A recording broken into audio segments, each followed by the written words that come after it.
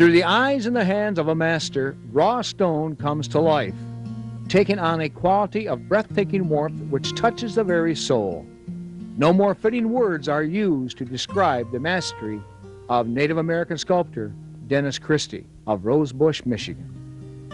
Dennis, a member of the Saginaw Chippewa tribe, started out as a woodcarver early in his youth and then transferred his natural ability under the guidance of a master sculptor to stone. His works are now on display throughout the U.S. in public museums and private galleries. His beautifully detailed pieces, many depicting a Native American theme, are carved mostly from statutory marble, Indiana limestone, and native Michigan alabaster. In a recent visit to Thunder Hammer Studio at his home in Rosebush, Dennis told us how sculpting came as a natural evolution of his love of the artistic expression. Well, I guess I kind of just fell into it as just being artistically inclined. From the generations before, my grandma was a basket maker, and then I started carving wood when I was real young. And after I graduated high school, I went to the Institute of American Indian Arts, and I watched them carve stone. And the techniques were pretty similar to doing wood and stone, so I tried the stone and found out it was a lot easier to carve stone than it was to carve wood. Really? Yeah. So that is interesting. Interesting note. This piece right here is Michigan alabaster. Yes, it is. And where does this come from? Can you tell the folks out there where this was found? This actually comes from Alabaster, Michigan, up by Tawas, up by the lake there, and it comes from a gypsum mine, and they mine it for drywall. But I go in there and I pick out the solider pieces of rock, and I try to pick the translucent rock and the whiter rock. And actually, they don't quarry it for carving, but if you go and pick out a big enough piece, and you can carve it down so you get a good solid piece, so you can work something with it. Great. So, yeah. Most of the work that you do, is that done by commission? No, I just start creating stuff. I got some galleries that I put my work in around the country, some in Mexico and Chicago and out in Rhode Island. Now this piece of alabaster that you have right here that I'm holding, what's this going to be? Is this going to be part of something, or is it, well, you've been working on it? This is like it's an accidental piece, really. What it is it was larger, and it was going to have like a big wing-shaped thing, and what happened when I got into working a little bit more, it broke in half. So what you do is you just got to change your idea after.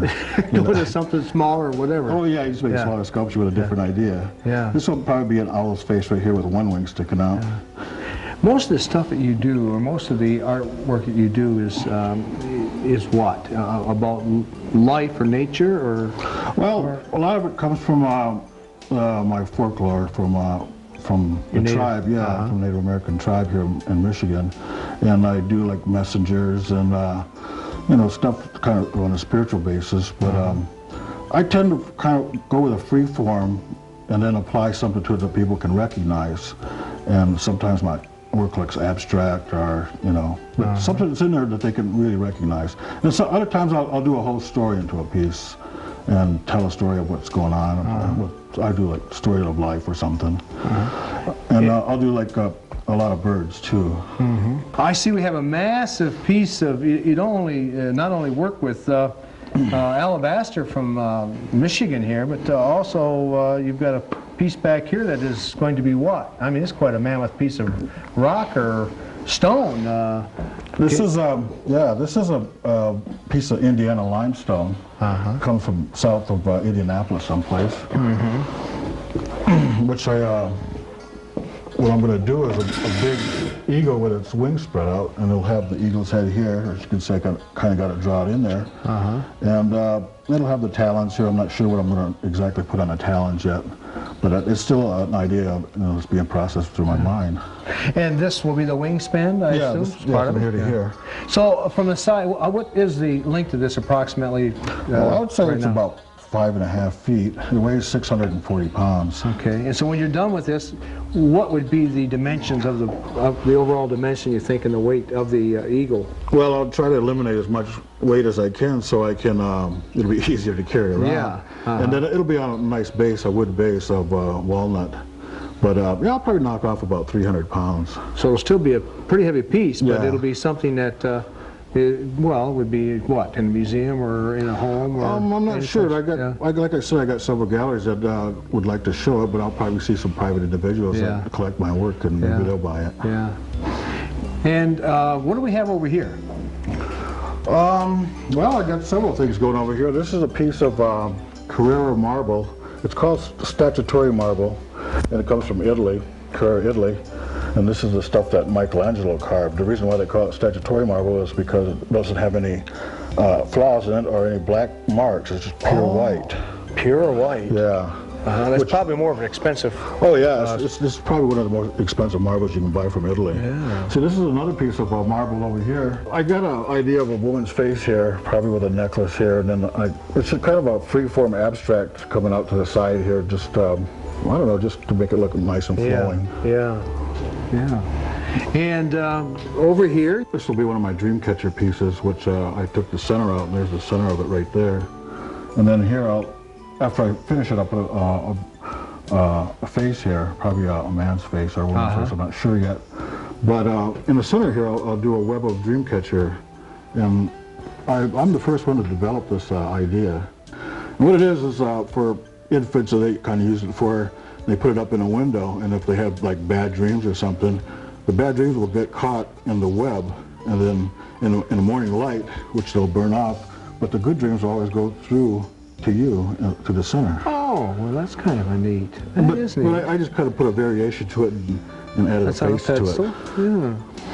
That's neat. And what's this? This is out of wood, isn't it? No, this is bronze. Oh, that is bronze. Yeah, this came off of mold off of a stone, and then we poured bronze. So here's one that hasn't been finished yet. Oh, yeah. Yeah, that's neat. And what is, this looks like an owl. Yeah. Yeah, this here is just an owl. And what is the medium, what is this? This is Alabaster also, from Michigan. Wow. I've been carving a lot of Michigan since I've been back here from New Mexico. Yeah. And this is just another free-form owl with just an owl. Owl's a messenger. It could be good or bad, but he's still a messenger. And Yeah. it's like a spirit owl. Yeah. So into your work, you put a lot of your Native American ancestry, religion, or Yeah, a lot of it I do. Yeah. I also just like doing just abstracts where it doesn't really mean anything. nothing. Yeah. It's just a nice piece that people can admire, and it might fit their They might get an idea decor. of their own out of it. Yeah. And then over here is where you are working on an eagle. Yeah, this will be, it kind of has like two sides to it. And it'll have the eagle here, and you can see part of it drawn out. And then on the other side, I'll have a man's face. So it'll have like a two-sided sculpture. Yeah. What's the most difficult medium to work with? Well, I work as hard as marble. Marble? Yeah, marble is like 4 times harder than alabaster. So it takes like 4 times longer to carve it. And it takes, it just wears on your tools a lot more. Right. And what kind of a tool do you use for this stone sculpting? Well, a lot of it, which I got over there, is an air hammer. Air hammers? Yeah. This is for your fine work, is it? These tools? Yeah, for my shaping work, I'll file off the rough grooves and stuff. Oh, yeah. As you can see, alabaster is pretty soft, really, compared to marble. It's almost like a limestone, isn't it? Oh, it's Or even is it? softer than limestone. Oh, it is softer than limestone. Yeah. But to start out, I'll rough out, with a chisel and stuff. I'll get off all my fractures with a hammer and chisel. Then I got air hammers from Italy and stuff that I bought over the years, and just rough it right out. Yeah, I put a lot of ideas into my rocks, and what I'll do is I'll get them started so I can remember the idea a lot better. And what will happen is I'll like this is going to be 2 people behind a blanket here, and that way it's out of my mind, so I can develop the next stage of it, so I'll detail it more. Yeah. And how long would a piece like this take, would you say, Dennis? I mean, it depends. You have to Sometimes I get the ambition just to really go for it and carve it right up in a couple of weeks, and other times it'll take a couple of years. yeah.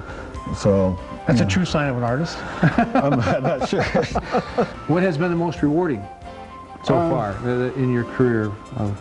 Well, doing sculpting? my Native American work, it just lets people know, what my culture is all about. Yeah. And they can see it through my work. Right. That's probably the most rewarding for me. I've been doing this going on 20 years, and people recognize my name, and so I have collectors that, you know, kind of look for my work and stuff. And they call you and ask you, do you have this, Dennis? Can you make me one of these? Yeah, I get that all the time. Where would you like to see it go to? Or do you have any ambitions of where you would really like to find it at, say, 10 years from now? Well, I want to go on a monumental scale, is what I really want to do. Just anything monumental. Yeah. I just love carving great big rock. My biggest dream would be carving a 50-ton rock. 50-ton rock. I probably couldn't fit it in here. Yeah, my goodness. Well, I tell you what, Dennis, it certainly has been a pleasure to come over here to Rosebush, Michigan, and to meet you and to learn more about our Native American culture, and in your particular case here, stone sculpting. And by golly, we wish you all the best, and it looks to me like success is going to be continuing for you. So thanks so much for being part of Michigan Magazine. Thanks for coming by. All right.